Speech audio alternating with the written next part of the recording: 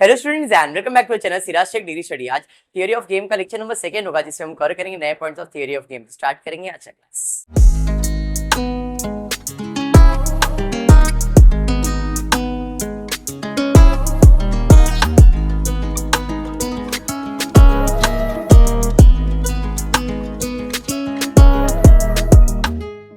अच्छा, in the previous class theory of game के basic sums हमने कर लिए थे, सैडल पॉइंट निकाला था, फिर स्ट्रैटेजी 1 स्ट्रैटेजी 2 कैसे सॉल्व किए थे वही।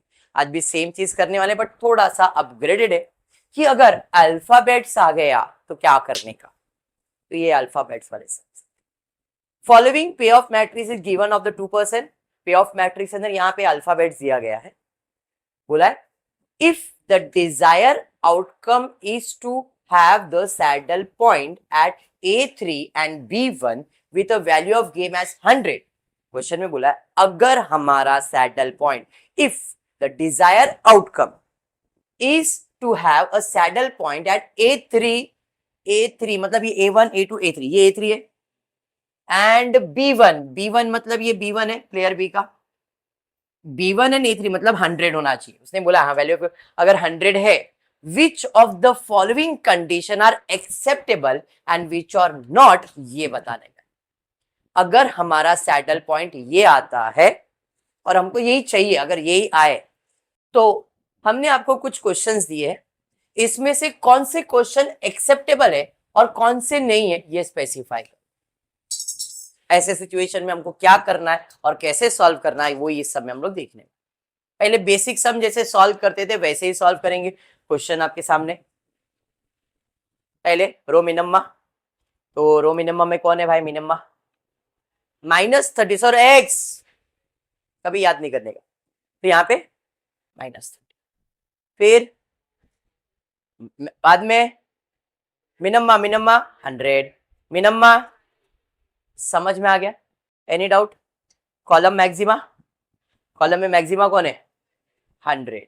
कॉलम मैक्सिमा कॉलम मैक्सिमा बराबर, जो मिनिमम है उसमें मैक्सिमम चाहिए, जो मैक्सिमा है उसे मिनिमम चाहिए। तो सैडल पॉइंट यहां तक तो जो बोला था वही आया अपने को, बराबर है, बेसिक था, कुछ नया नहीं हुआ। चलिए अब जो लिखने जा रहा हूं वो जरा ध्यान देना। Present saddle point is 100, that is A3 B1 and the value of game is 100। मैंने इधर लिखा बिकॉज वो दूसरे आंसर्स लिखने। अब यहाँ पे दो वैल्यूज है जो मिसिंग है, x एंड y। नॉर्मली तो नंबर्स होने चाहिए थे बट अल्फाबेट्स दिया, तो हम अज्यूम करने वाले value for x and value for y कि अगर इधर ये वैल्यूज होते तो क्या मेरा सैडल पॉइंट चेंज होता। अगर सैडल पॉइंट चेंज होता तो हम अगर ये कोई भी कंडीशन अप्लाई कर रहे तो वो एक्सेप्टेबल है या नहीं।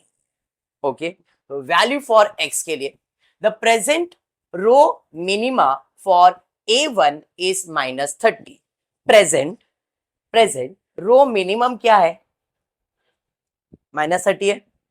हाँ, क्यों? क्योंकि x को तो नहीं लिया, तो ये क्या है? मिनिमम है। अगर the present row minima for A1 is 30, it will change if x is less than -30। अगर x का वैल्यू -30 से कम होगा तो ही हम इधर मिनिमा में ये छोड़ के दूसरा कोई वैल्यू लिखेंगे जो भी x में रहेगा। क्या बोलना चाह रहा हूं जरा सुनो, ध्यान से समझो। अगर x का वैल्यू चेंज, मतलब वो बोल रहा है it will change if x is less than -30 मतलब क्या? -30 से छोटा क्या होगा? -40। हाँ, 31 32 33 34 ऐसे कहां तक जाओगे? आई किधर भी जा सकते। मतलब इसका वैल्यू पॉजिटिव हो सकता है क्या? नेगेटिव होगा तो ही ये चेंज होगा, नहीं तो ये चेंज होगा क्या? अगर x का वैल्यू मोर देन 30 होगा तो इसको कुछ फर्क पड़ने वाला है? तो इधर हमने ये अज्यूम किया for the value for x, जो मिसिंग वैल्यू है for the value for x, minimum value अभी क्या है? जहां पे x लिखा वहां पे मिनिमम वैल्यू क्या है? -x। इसी रो में ना, इसीलिए मैंने वहां पे लिखा है if it is less than -30 से -40 अगर है तो वो चेंज होगा, लेकिन अगर वो ऐसा नहीं है but it will not affect maximin. अब इसका मतलब क्या? अगर इधर कम भी रहेगा तो -30 -40 कुछ भी आएगा, तो क्या ये बदलेगा क्या? क्यों?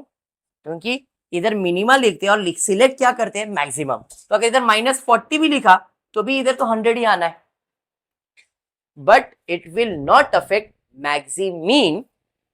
Any higher value for x will also not affect the solution. मतलब x का वैल्यू कुछ भी ले लोगे तुम, हमारा जो सॉल्यूशन आया है 100 वो बदल नहीं सकता।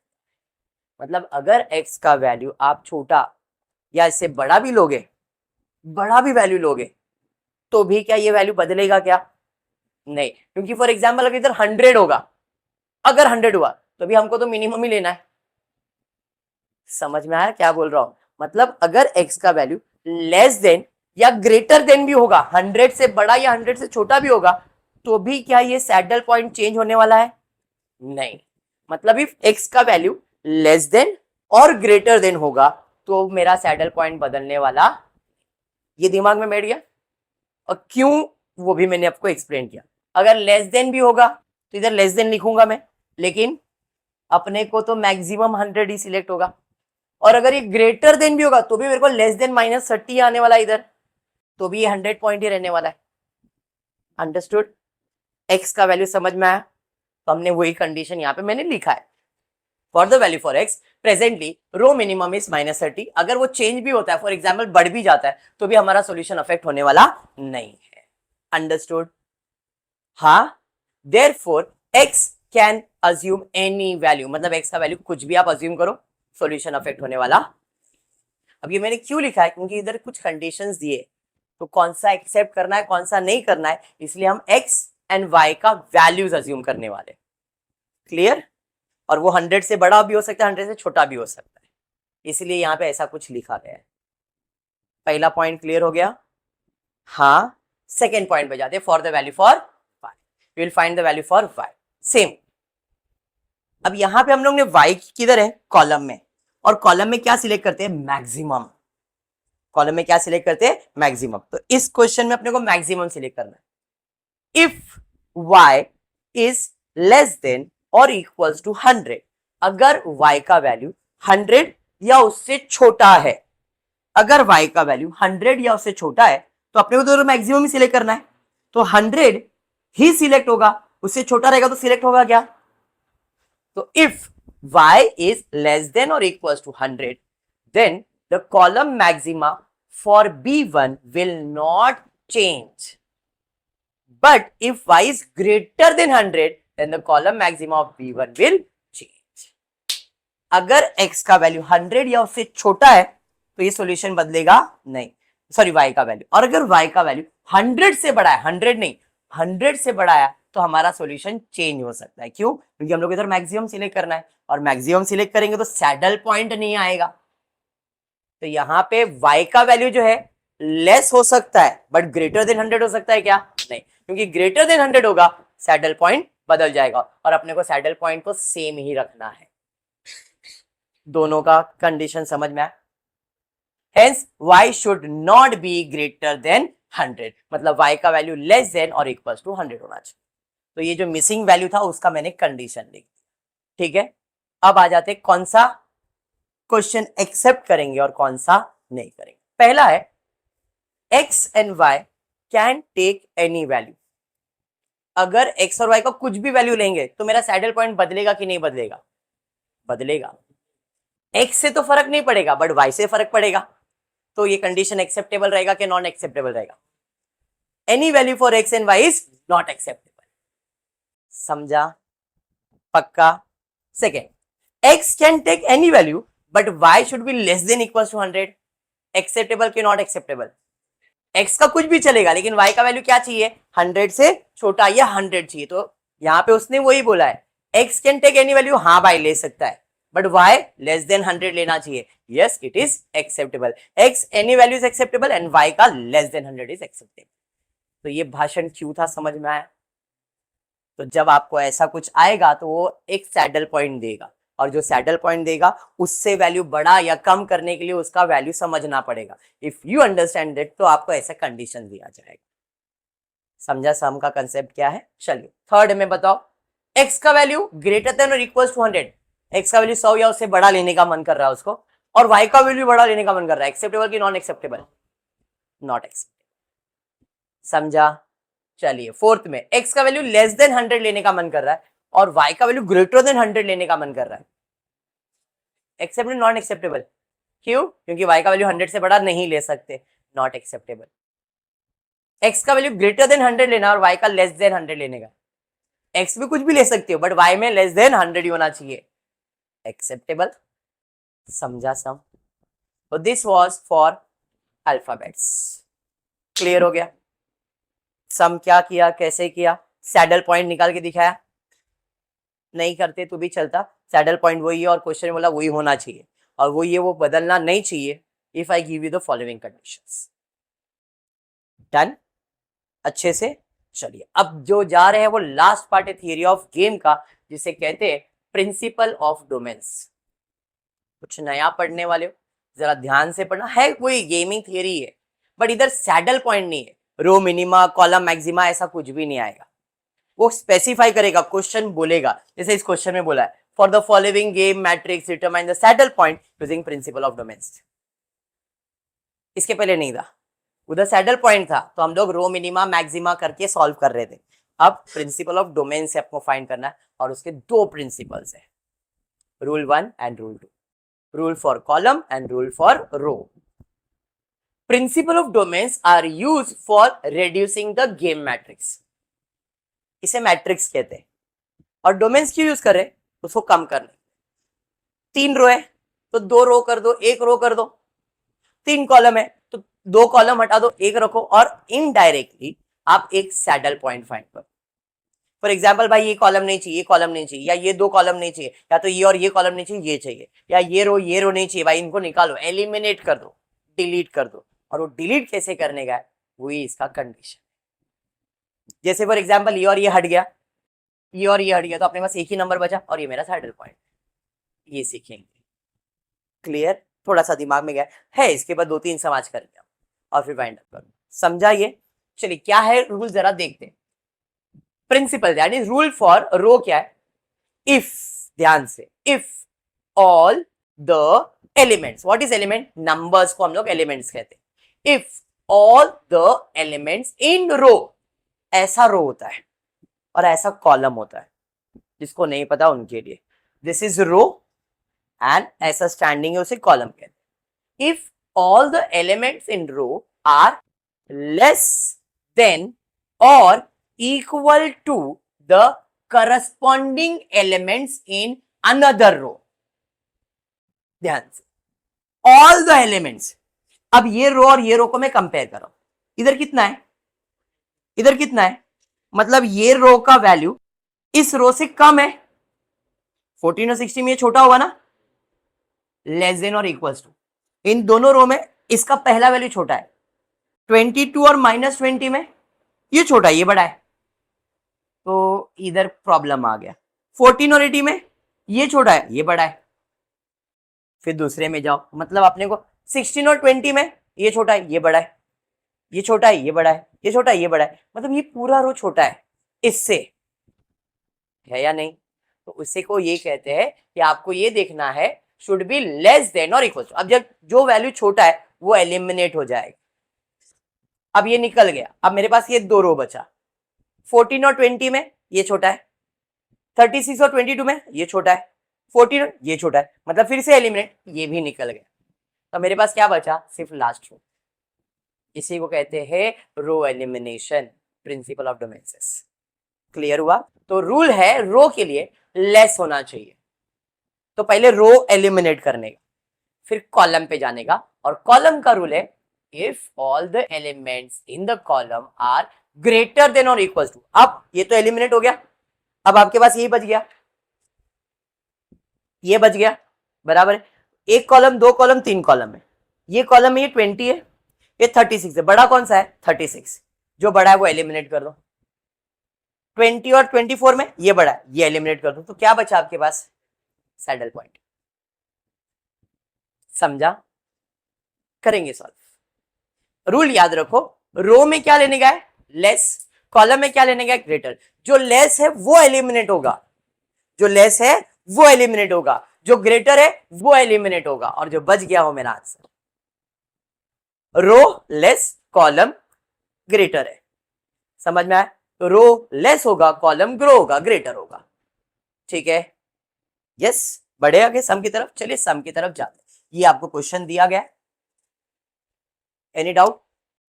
Applying the principle of domains, row x3, row x3 dominate कर रहा है रो x1 को भी और रो x2 को भी। डोमिनेट कर रहा मतलब क्या है? बड़ा है और बाकी सब छोटे। रूल कर रहा है, डोमिनेशन मतलब। तो ये जो रो है इन दोनों को रूल कर रहा है, डोमिनेट कर रहा है। क्यों? अभी मैंने एक्सप्लेन किया था। ये और ये दो में तो भाई ये बड़ा था, ये छोटा था, तो इसको कम करना पड़ा। इन दोनों में भाई ये कम हुआ, और इन दोनों में ये पूरा रो कम हुआ। समझा ना कैसे? वापस एक बार बताऊं? चल वापस एक बार बता। आपको क्या करना है? रो में जाना है। भाई हम रो में आ गए, ये रो को इसके साथ कंपेयर किया। ये स्मॉल था, ये ग्रेटर था, तो अब ऐसा इधर आ गया। इसमें ये छोटा ये बड़ा है, तो अपने को बोला सारे वैल्यूज होने चाहिए थे। भाई सारे वैल्यूज होने चाहिए, तो इनको कंपेयर नहीं कर सकता था। अब फिर मैंने क्या किया? ये रो और ये रो को कंपेयर किया। छोटा होना चाहिए। 16 और 20 में ये स्मॉलर है, -20 36 में ये स्मॉलर है, 18 ये स्मॉलर है। तो जो रो स्मॉलर है वो एलिमिनेट कर दो। अब मेरे पास ये दो बचा। अरे समझा? अब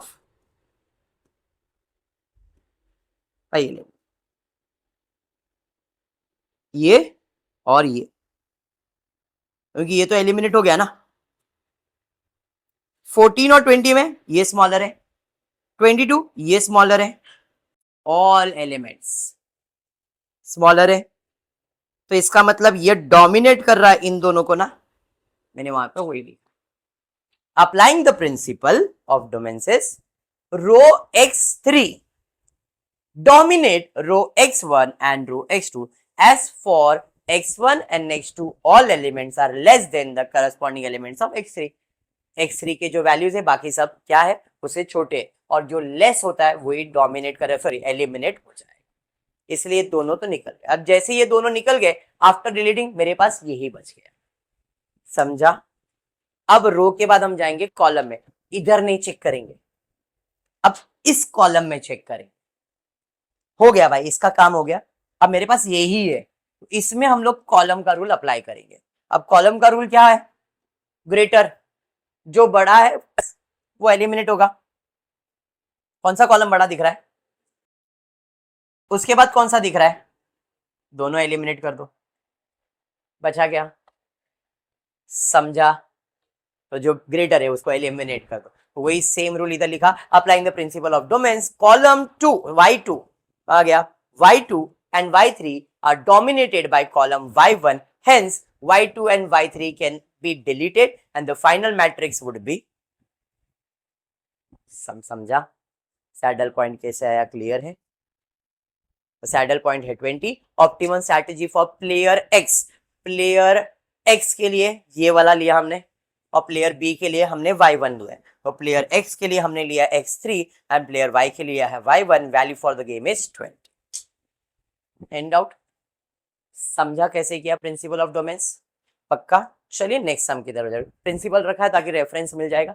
सेकंड सम की तरफ, from the following matrix determine the saddle point using principal of domains.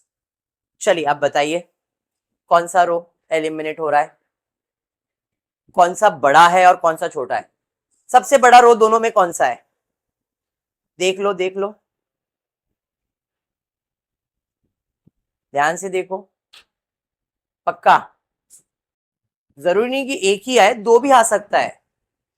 ये जरूरी नहीं कि एक ही रो मिलेगा, दो भी डोमिनेटिंग हो सकता है, तीन भी डोमिनेटिंग हो सकता है, तीनों के तीनों भी डोमिनेट, और फिर बाद में सैडल पॉइंट नहीं भी मिलेगा, ऐसा भी होता है। जरूरी नहीं कि सैडल पॉइंट मिले ही, कुछ हमको सैडल पॉइंट नहीं भी मिलता है। तो जरा ध्यान से देखना कौन सा रो एलिमिनेट हो जाएगा। एलिमिनेशन के लिए रूल है वो लेस होना चाहिए बाकी दो रो से। या बाकी सबसे जो लेस है वो निकाल दो, कौन सा निकलेगा? सेकेंड और थर्ड निकलेगा। ओके, और कोई? देखो ध्यान से, कौन सा रो एलिमिनेट हो रहा है? सेकेंड निकलेगा, खाली सेकेंड। ओके ठीक है। A2 is dominated by A3, hence A2 can be deleted. A2 जो है ये सबसे छोटा है इन दोनों के अंदर, और जो छोटा है वो निकल जाएगा। तो ये दोनों निकल जाएगा, क्योंकि देखो 8 और 14 में ये छोटा है, 20 ये छोटा है, -10 और 16 में यही छोटा है, और ये छोटा है, मतलब इन दोनों के अंदर ये तो निकल गया। अब इन दोनों में ये और ये बड़ा है, ये छोटा है। 18 16 में ये बड़ा है, ये छोटा है, बट -12 और 10 में ये बड़ा हो गया ना, तो ये दोनों को डिलीट नहीं कर सकते।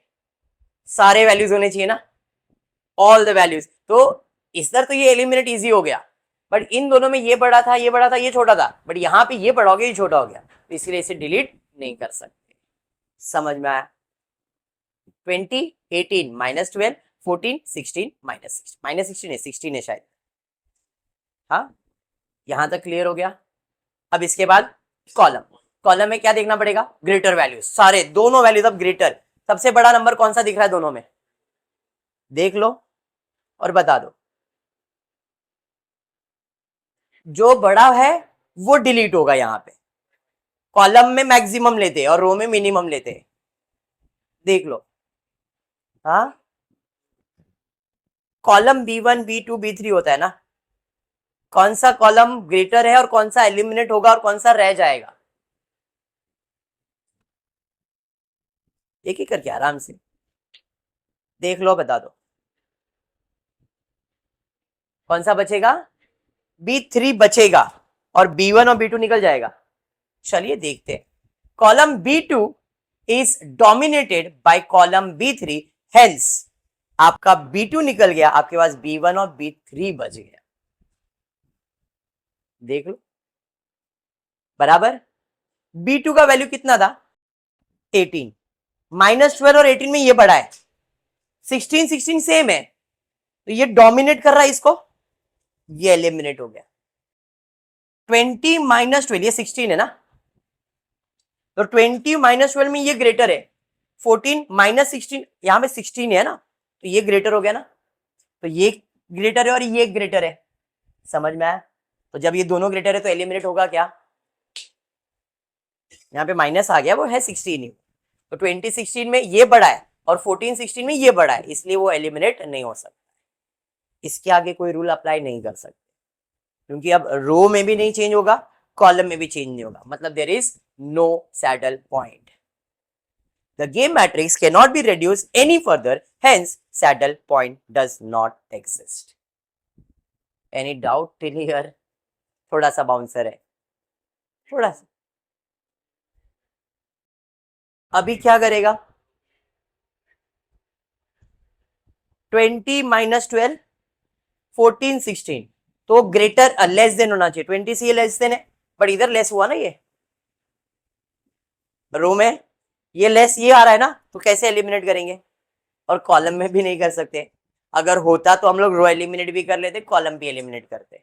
जितना कर सकते जब तक तब तक करना ही है, इधर पॉसिबल ही नहीं है ना अभी। तो समझा? पक्का? चलिए देखते, बहुत सारा है अभी। लास्ट समय आपके टेक्स्ट बुक का समझे, टेंशन मत। फ्रॉम द फॉलोइंग 2% सब दिया हुआ है, वापस से वही determine the saddle point using principle of domain specify किया है। Also find the optimal strategy of both the players and value for the game, जो था वही चीज है। चलो अब बताओ, सबसे छोटा रो ढूंढो। छोटा रो, मिनिमम वैल्यू वाला रो, मिनिमम चाहिए। एक एक करके जो इससे है ना ऐसा निकल जाएगा वैसा निकाल दो। देख लो कौन सा निकल रहा है। ऐसा है कि 4 भी निकल सकते, ऐसा है कि 1 भी निकल सकता है। कौन सा निकल रहा है? A1 है 20, इन सब के कंपेयर करोगे तो सबसे छोटा यही है। 30 छोटा ही है, इधर नहीं है। 50 30 में ये छोटा है ना रो, तो भाई इधर में थोड़ा सा फंस गया मैं। 60 80 50 इधर, ये भी नहीं है, 50 इधर है, 80 10 ये 10 है। तो एक काम करता हूं, मैं दूसरे रो से कंपेयर करता हूँ, इसको इसके साथ कंपेयर करके चेक करता हूँ, या तो ये रो को कंपेयर करता हूँ। 120 छोटा है, छोटा है, छोटा है, इससे भी छोटा है, मतलब ये एलिमिनेट होगा इन दोनों के साथ। अब ये बड़ा है, अब तक तो ये बड़ा है, इसको इसके साथ कंपेयर किया, निकल गया, निकल गया, निकल गया, निकल गया, निकल गया, ये भी रो निकल जाएगा। अभी भी बड़ा यही है, 90 निकल गया, निकल गया, अभी भी यही है मेरे पास, सिर्फ A2 बचेगा, बाकी सब निकल जाएगा। हाँ या नहीं, समझा क्या किया? एक एक सिंगल सिंगल कंपेयर करना है, क्योंकि रूल वही है, if all the elements in the row are less than और equals to the corresponding row, corresponding elements in another रो।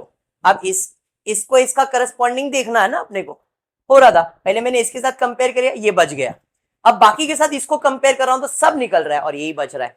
तो मेरे पास यहाँ पे A1, A3, A4 and A5 are dominated by the row 8 second, hence this row can be deleted और मेरे पास सिर्फ ये बचा। हाँ, अब कॉलम सबसे बड़ा जो है वो निकल जाएगा, पहला है 120, इसके साथ ये निकलेगा ही, इसके साथ भी निकल जाएगा, इसके साथ नहीं निकलेगा, मतलब 140, अरे 150 है ना, तो 150 सबसे पहला निकलेगा, सबको डोमिनेट कर रहा है, फिर 140 सबके साथ निकलेगा, 120 सबके साथ निकलेगा, 110 निकल जाएगा, बचेगा क्या? करेक्ट, समझा? तो यहाँ पे 1 2 3 4 ये सब निकलेगा, खाली ये बच जाएगा। B2, B3, B4, B5 dominated by column B1, hence saddle point। समझ में आया? ऑप्टिमम स्ट्रैटेजी, प्लेयर A के लिए रहेगा A2, प्लेयर B के लिए रहेगा B1, value for the game will be. So this was your principle of domains। Clear है? अरे मेरे हिसाब से आपके टेक्स्ट बुक में भी इतना ही है, यस इतना ही। क्लियर हुआ क्या सब? तो टॉपिक वाइंड अप हो जाता है 2 ही लेक्चर के अंदर, क्योंकि मैंने पहले बताया था 2 लेक्चर का ही काम है। ठीक, आज इतना ही करते हो। फुली वीडियो पसंद आया तो प्लीज वीडियो को लाइक कर देना, फ्रेंड्स ग्रुप में शेयर करना, चैनल को सब्सक्राइब करना। Thank you for watching the video.